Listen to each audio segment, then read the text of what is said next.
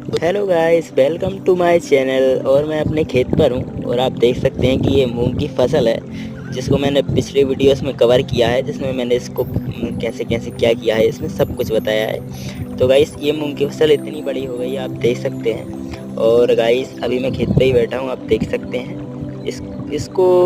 इसकी खेती करने के लिए ज़्यादा कुछ नहीं करना होता है। अपन को मूंग बो देते हैं और अपनी फसल के जब पेड़ बाहर निकले आते हैं तो इसमें अपन दवा डाल देते हैं गाइस, बस इतना ही।